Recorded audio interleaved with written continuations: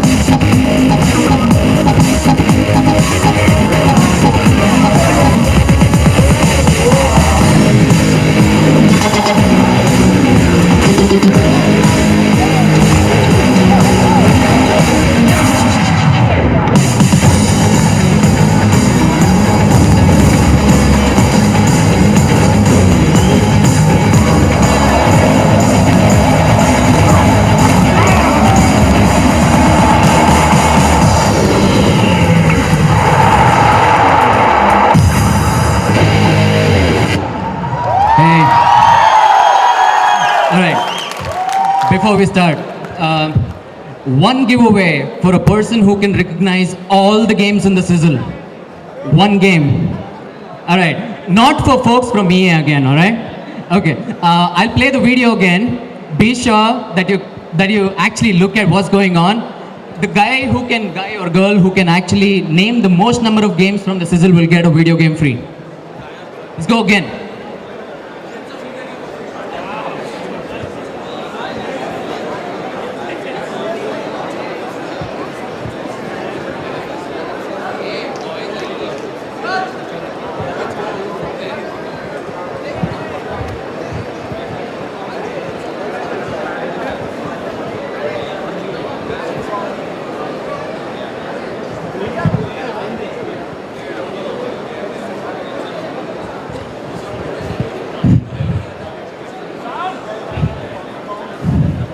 Volume.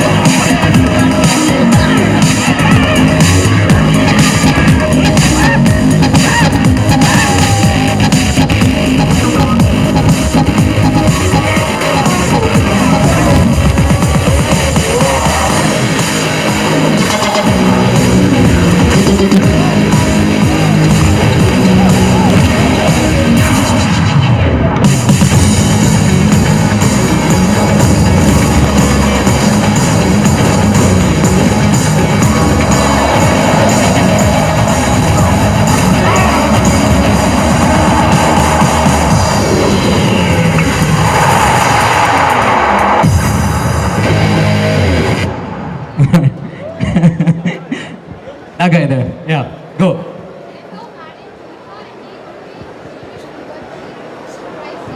All right, you know what? You should start again. Okay. NBA 2K series, the FIFA series, the UFC series, the NFL Madden series, Crisis series, Battlefield, Plants vs. Zombies, and Tapped Out, and Need for Speed Most Wanted. I mean, Hot Pursuit. All right, there you go. That's a Mass Effect 3 for you.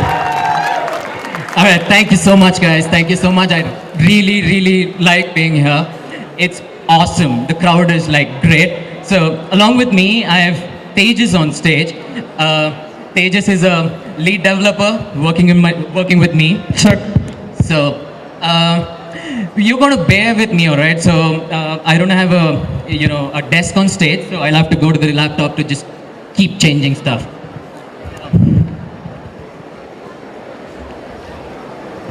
So, exciting time.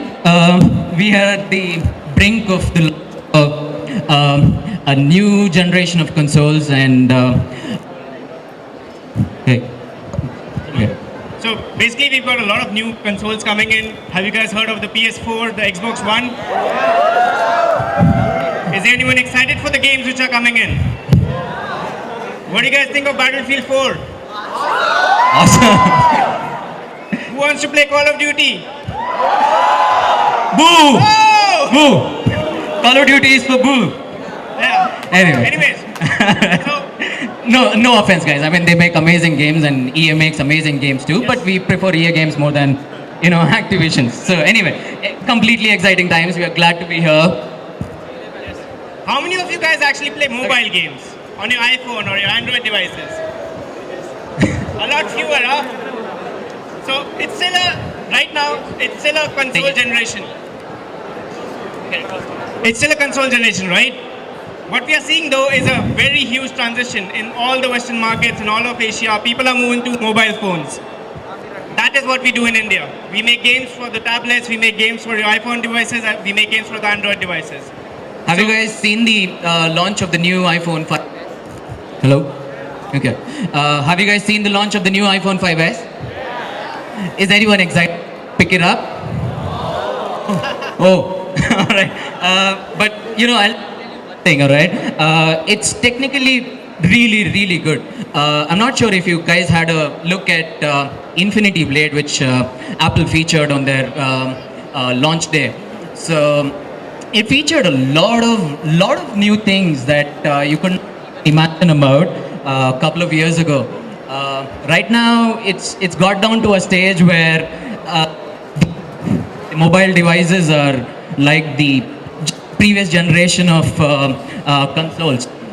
It will not be long before you see the PS3 generation, Xbox 360 generation graphics running on a mobile phone.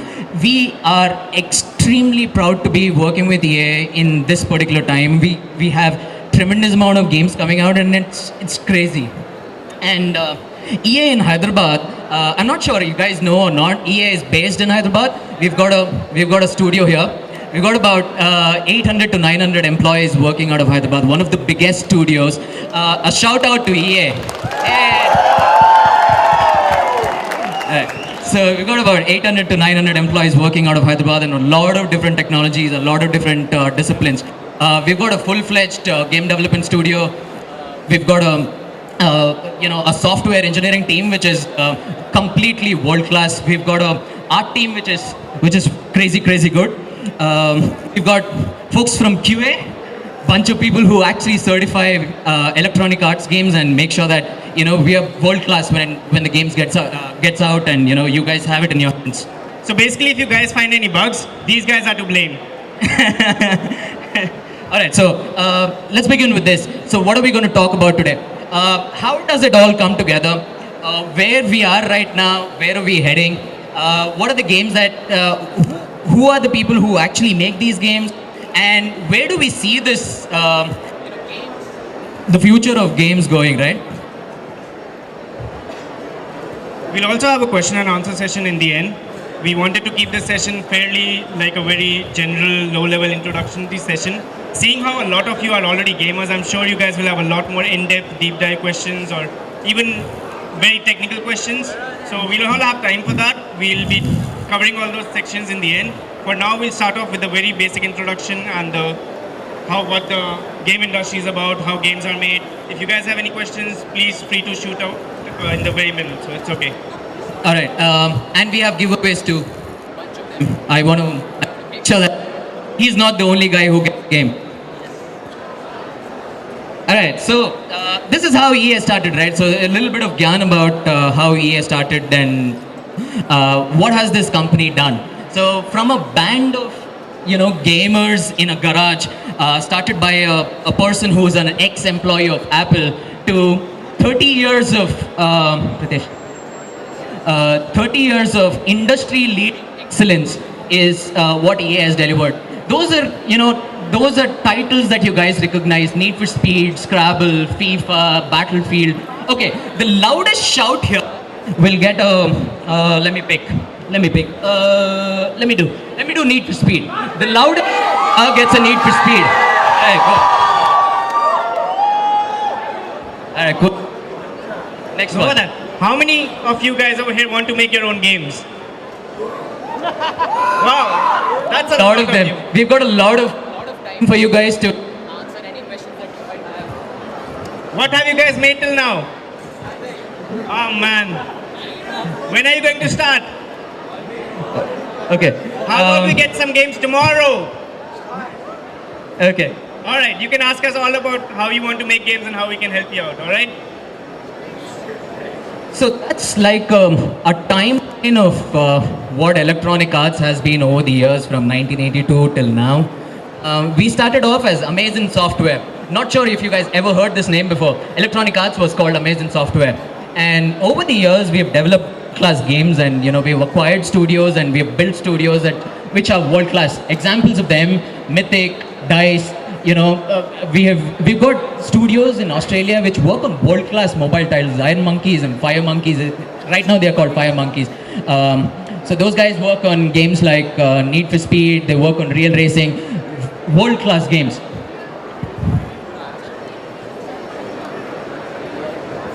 All right.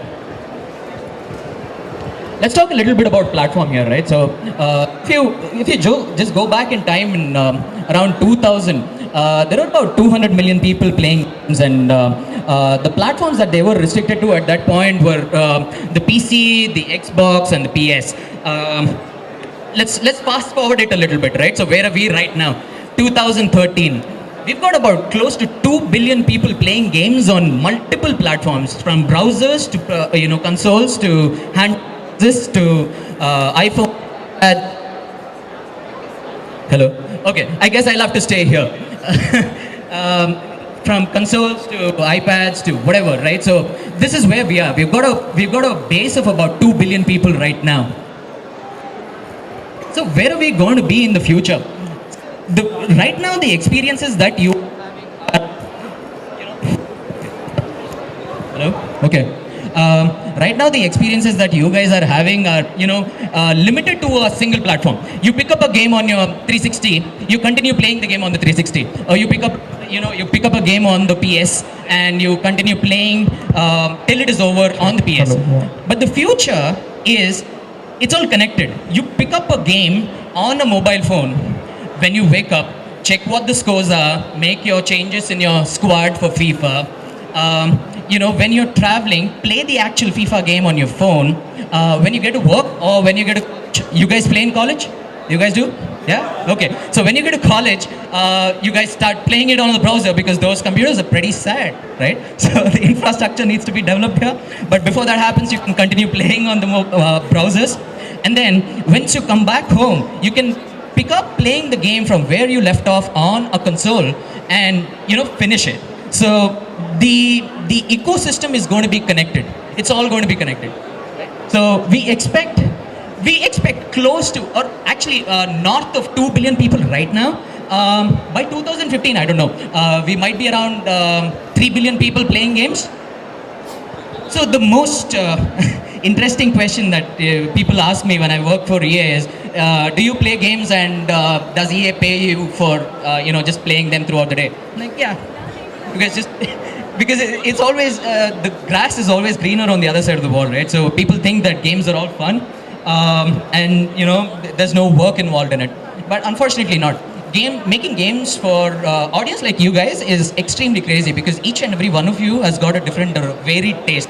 Some of you might like a certain kind of an action game, and a certain person might, like a role-playing game. So there are a lot of different things that you will have to take into consideration before you start making a game, right? So how are these games made?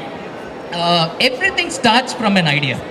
So idea is the most crucial thing. You might just come up with a very, very beautiful idea and you think that, okay, this is something that I can make into a game, right? That's a good start.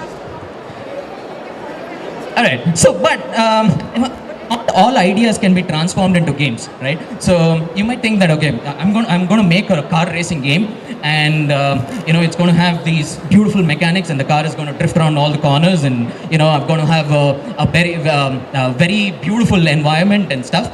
But you'll soon realize that you are competing against the best of the best when it comes to that. See, doing a market research of whether a game is important or whether the market is actually capable of taking a game is extremely crucial. So you pick up a title, you pick up a genre, and you think, okay, what are the titles that are actually running in the market right now? Is the market ready to? So let's get down to the nitty-gritties, right? So who are these people who make games, right? So that's the first thing that people come up with when we say that we are making games, and they say, who are all these guys? I mean, what kind of people do you have in your teams, and what do they do and stuff? And most of the people here, right? So they confuse between what game art is and what game design is. That's like one of the biggest question that we hear. And if you look at all the forums which are online, and look at forums like probably NASCOM or any Gaming Indian site, right? So you have a lot of people asking a lot of questions, and the first thing that they say is, what is the difference between design and art, right? So they think it's just the same. They think game design is actually sketching things. It is not. Okay, game design is actually happy people. Happy people who are just excited with a lot of things which are going around, around them. So that's the way I call them. They're happy people. So they just get excited with stuff which is moving, stuff which is just, is again happy people who can actually paint TVs white, right? So happy little kids with paints all over, and they just keep throwing things around, and no. Artists are amazing people, right? So not that designers are bad, but artists are amazing too. These are the guys who actually turn what is code into what you actually see, right? So right from the visual, right from the single pixel that you see on the screen, everything is developed, and artist is responsible for it. So game art, anybody who's done their BA or MA in arts, and who's actually interested in getting into art, should look at game art, because it's an exciting field to be in right now. All right, next one. Okay, that's engineering. People who can actually dress up bugs and say that that's a feature. No, they just. Anyway, so engineering is extremely crucial for any game, right? So not just game, any field that you pick up, and I've light straight coming into my eyes, and that's the reason I'm looking now. Engineering is extremely crucial, and I would Tejas is. A lot of facts tonight, so I'm going to throw in another one. Who has been catching up with GTA 5? GTA 5? So GTA 5 in 3 days made $1 billion. 3 days of release, it made $1 billion. That's a lot of money, right? I'm sorry, I don't have a GTA giveaway for you. I'm sorry. Yeah. So the point I'm getting at is, in the games industry, you have very few people making a lot of money. There's a lot of responsibility, and what is coming to now is a proper engineering focus of stability, scalability. A lot of the things we're going to talk about in the session is where the games industry is heading, right? So now, engineering in games is no different than a traditional software company, where you really need to worry about a second-to-second experience of the user. Your service or your game, if it goes down for half an hour, there's like 1 million gamers out there who are going to be like crazy mad, and they're going to be throwing stones at you like, hey, let me play my game right now. Why are you not allowing me to play my game where I spend a lot of money on it? So the idea is, without getting into the technical details right now, which we can get into later, engineering in games is really exciting, because you just don't get to work on the backend systems. You work on systems which the users face, and they need to be really, really good. You need to get the exact feel. It's not even just making a user system or authentication system, right? Think about this. Every time you press a button, the time it takes for a gun to shoot, that the responsiveness is taken care of by an engineer in terms of how fast your code executes. So there's like small things which you would not see in a normal day-to-day scenario, you would not think about. But these are the things that you'll have to care about or work upon every single day in, day out. All right. The next is production. The most important people in the games industry. Yeah. Anyway, so actually no, right? So people who can do that algorithm are people from production, right? So does this game require a feature right now? Yes, put it in. No, put it in, right? So these are people who can actually basically one is about project management, which is like the business of making games. The other one is about actual creative aspect. That's what I am involved in. I'm not involved in the business aspect of it, though I have a inclination towards it, but I don't get myself involved in it. I take care of the creative aspect. You basically look at, where is the game going to, what is it supposed to do, and what you're building, is it going to cater to that particular vision that you have? You basically carry that vision forward. All right, so product management, people who can sell things, right? So they can actually sell this space off for money. So product managers are extremely crucial these days when it comes to free-to-play games, right? So they'll be like, okay, this is the offer that I'm going to give you today. And if you accept it, it's all right. If you don't accept it, you're going to get an offer that you can't beat tomorrow, right? So those are people who can actually design those offers in. And if you decide to pay $1 today, they'll be like, okay, this guy has paid $1, this guy can pay $2 tomorrow, and probably $10 the day after, right? So those are product, no, I was actually kidding. These are the guys who design our strategy when it comes to actually selling our products. So extremely crucial again. QA. Fun people. I started off my career in EA as a tester. This was 7 years ago that I started in EA, and I've been with EA ever since. And I've seen what QA is, right? So it's extremely crucial. You think that just by playing games you're getting paid and that's about it, right? So that's not it. Game testing is a big job in itself. It's extremely difficult to play games day in and day out and play the same feature again. You actually raced around the track. You have to go around the track 20,000 times to make sure that nothing is glitchy, right? So testing is crucial. It's so big that whatever we do, right? So we won't be able to release or get it into the market until and unless our QA certifies saying this game is worthy of getting into the market. All right, so let's talk a little bit about game life cycle. So you've heard about who makes these games and what are the different disciplines. So what happens when you start making a game? What are the kind of things that you go through, right? So you made a concept saying this is my sandbox of a game, this is the boundary wall, and you say that okay, my game is going to have 1, 2, 3, and 4 mechanics and 1, 2, 3, and 4 disk systems and whatever. And then that's your basic level concept which defines what are the boundary walls of your game. And then you go down to making a proof of concept as Tejas suggested, right? So prototypes are proof of concept saying, this is what I think the game should be. Is the game going to be fun after I make it, right? So you need to answer that question, and that's what proof of concept is. Sorry to hold the session, guys. There's a kid who's gotten a little lost. So if you can find their parents or any family members. Hi. Hello. So anybody Be fun. And once you make it into a game, it's actually going to be super good, right? So that's proof of concept. And then what you do is, okay, this is the boundary wall. You start filling it in, saying, okay, I need to think of it as a plain book, right? So you have a boundary wall. You start writing with a pen. So you define a boundary wall first, and then you fill it up. Once you fill it up, what you have is a game design.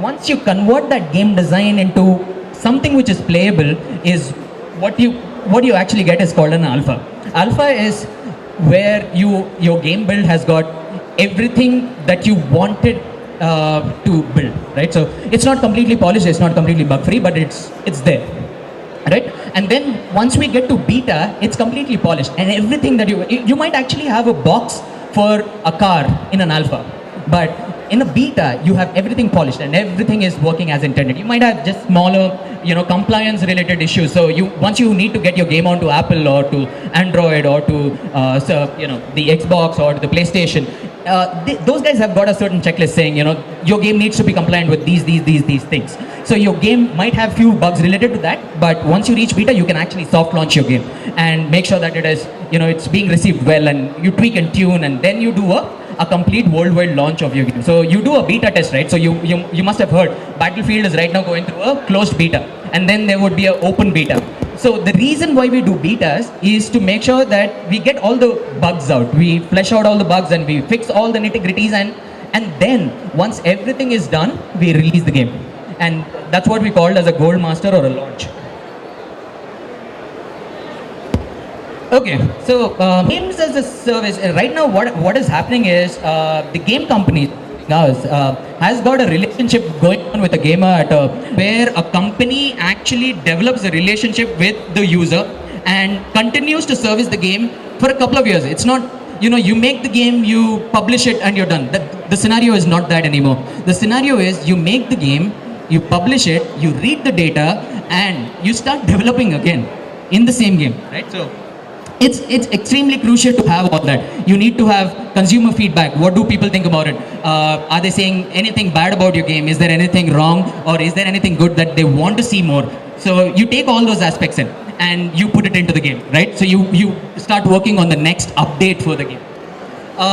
Once you have your consumer feedback in, once you are reading through your telemetry hooks are, okay, telemetry is basically hook inside the game that tells our server that you have done this, then this and this, right? So we read through that data and we understand how people are playing or interacting with our game. And once we have all those inputs in, we make the next update. So, games as a service has got a lot of varied examples, and what you see on screen are examples of games as a service. Monopoly Hotel, Simpsons Tapped Out, Free Play, Real Racing, Tetris. These are games that are not just launched once. We've got a relationship with each and every single person, saying, whoever is playing our games has got, we talk to them, they talk to us in terms of probably at the back end, we've got data coming in from them, and then we understand that. So we might not have a dialogue with them. What we know is what they are doing in the game, and we develop features based on that. So a simple example, like if you go back a little further back, and for a lot of you people who are still playing on consoles, right? So when you buy a game, you buy a boxed product. You play the game, you start playing the game, you go to the difficulty curve. Sometimes you give up because it's too difficult. Sometimes you keep playing, and most of the times, if you're really into the game, you'll end the game. And then you suddenly feel like, oh man, what if I had like another 1 or 2 hours of this game? I would really like to play a lot more. Or in the first scenario where you got stuck. So traditionally, when you were in a boxed product environment, there was nothing as a developer that we could have done.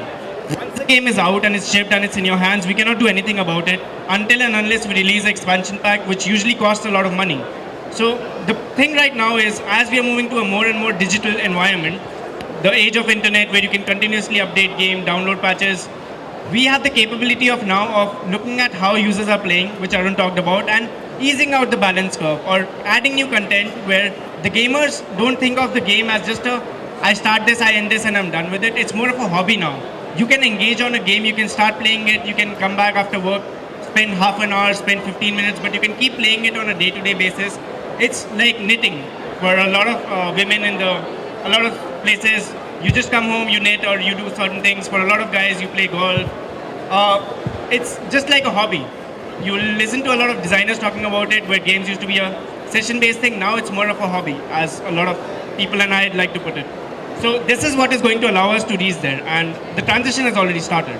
So I'll give you examples. World of Warcraft, yeah. So World of Warcraft, you've bought subscriptions and you've continuously played the game for the last 4-5 years now, right? So similarly, Star Wars from EA, you've bought subscriptions and you've continued to play the game and continue to love it. Battlefield Premium is another service that is running right now. We've got huge titles coming up which are connecting everything together, and they have a continuous relationship going on. FIFA Ultimate Team is another example. very, very beautiful example at that. So FIFA Ultimate Team actually started off in 2012 and it's been running till now, and it's actually very, very good. We actually have a relationship with the players who've started playing 2012 FIFA 2012 till now. So they are continuing to play FIFA Ultimate Team and they're engaging with the game. So the most important part of the whole session, Q&A. Please shout. Yeah. Apparently, the Apple iStore sold a lot more games than the Origin Store. And you did make a lot more money on the iStore than on the Origin Store. Right. So what I wanted to ask was, your games Plants vs. Zombies 2 and Real Racing, all of them focus on premium microtransactions. And your Chief Executive Officer did talk about how these microtransactions would be the future of gaming at least. Yep. So my question is, would you really stop making AAA, $60? I've bought a proper, legitimate, original copy of a game. Few? 5, 6, 7, 8, 10, 12, 13. All the games? Fabulous. You should meet me after. We'll talk. So, but how many people have actually bought games just randomly from a store? Randomly A lot from a fewer. store? No. Pirated games? No. Downloaded? No. Pirate Bay? No. Okay. Okay. So we are actually getting to a level where we are opening up the boundary wall to the entire audience. So from estimated a million people who will play Battlefield, if it was a $60 game. No, let me not give you that example because Battlefield is still going to be that costly. But let's say Simpsons Tapped Out or Monopoly Hotels or whatever. If you price it at $1 or $2 on the App Store, the number of people who would actually play will be lesser compared to the number of people who will play in case we say it is free, right? So Real Racing, lot more people play Real Racing. Why? It's free. Yeah, but you still make a lot of money selling those 1 million Bugattis, right? Yeah, we do. That's good for us, right? It's good for everybody. No, but you still keep making NFS then. No, okay. Tell me seriously. You obviously know about Real Racing 3, right? I'm assuming you played Real Racing 3. I finished it twice till we rolled out updates. Yes. So, how much of a difference do you see in the quality level of Real Racing 3 versus Need for Speed? Example. Again, another example. Real Racing 2 was a premium game. Real Racing 3 is a premium game. Real Racing 2 was a premium game. It was sold for $9.99. The number of people who played Real Racing 2 are about close to about 400,000 to 500,000 people.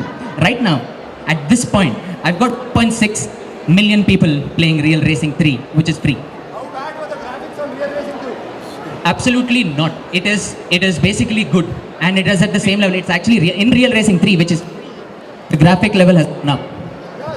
Talking about the mobile devices are growing at an exponential rate. So they're soon going to overtake consoles unless console makers keep innovating and stepping up the game. For us, what is more important is getting the games into as many people's hands as possible. Wherever we can, the maximum quality we can extract, we're going to do that. So platforms is just a means to get to the gamers. And wherever we can make the best games possible, we're going to do that. And if you look at GTA 5, I'm sure the console games aren't going to die out anytime soon. So there's still a huge market for them. One of the biggest titles which is coming out, Titanfall, complete AAA. It's coming out, $60. Only, somebody said only. So, next question. So I'd like to say Battlefield hit the mark on FPS, and it's by far one of the best FPS games in the world. And then I would like to ask a question. This year in E3, EA revealed a Mirror's Edge 2 trailer. So do we have any news about Mirror's Edge? Okay, Mirror's Edge, we don't know. I don't know. What is Mirror's Edge now? We can't really talk about it. We don't have a release date in mind, but be rest assured that there are teams working on it. So there will be a Mirror's Edge soon in these generation consoles or the next PS4, Xbox One. Don't know. It will depend on the market, right? So does it make sense to release the game on a Xbox One or a PS4 or a Xbox 360 or a PS3 is a complete team's decision, saying, okay, this is the footprint that I want and this is what I need to cater to. So depends on them. And don't quote me on it, but it's based on the Frostbite engine, which supports both the current gen consoles and the next gen consoles. So I'm pretty sure if the team wants, it will be released on all platforms. It can be released, but we don't know. Don't quote me on it. Anything more? All right.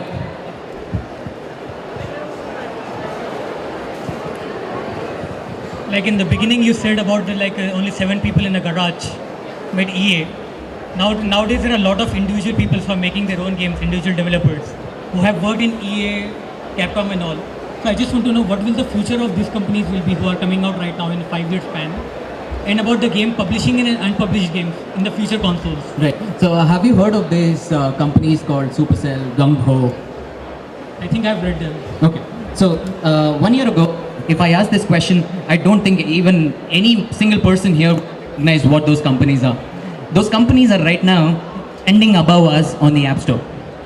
I'm being very, very frank here, right? So Puzzles and Dragons and Clash of Clans and Heyday and all these games, extremely good, like AAA games on tablets. And these are indie developers who've actually stepped up their game. So there is definitely scope for a lot of indie developers to come in. This market can take that. And we will survive too. Right. Like right now, like even PlayStation 4, they are saying that they will be allowing their individual players to download Yes. games from online also. Yes. So you'll be having a lot of competition. Self-publishing. We like competition. Yeah. We really like competition. So that's what I'm asking. My second question is that self-publishing, nowadays these people will be taking out their own game. Yep. So what competition will they have on consoles against you? It depends, right? So let's say there is a studio called, let's say, ABC, right? So they want to publish a game on the PS4. Yeah, sure, please go ahead. And if people, consumers are our biggest critics, and consumers are our when it actually comes down to games or movies, consumers are God, right? So if they accept it, those studios can actually go somewhere, right? But we are confident that we will come out with pretty darn good games. To give you an example, if you look at the iOS ecosystem or the Android ecosystem, that's what you're talking about. It's an open system where anybody can publish games, they can release content. So that is what now, because it's so successful, Microsoft and Sony have to sort of capture that. And then now that they're opening up, the biggest barrier for them on iOS and on Android, you could release really shitty, crappy apps and still be successful. On consoles, that's not the case. When you come onto a console, when you price your games at the $30, $60 mark, you have Battlefield 4 to compete with. You have FIFA 14 to compete with. So the barrier in competition is already set really high. On iOS now, with Real Racing and all these games, the competition itself is increasing in terms of quality. Earlier you could make like so-so apps or games and people would have been fine with it. Now people won't be okay with that. You really need quality. You need to be excited and you need to have fun when you're playing the games. So that is what will define how well the self-publishing model works on the console. All it comes down to is, does your game have the quality barrier or the quality level required to reach so many amount of people and make money for you? So if you're confident about it, self-publishing does help.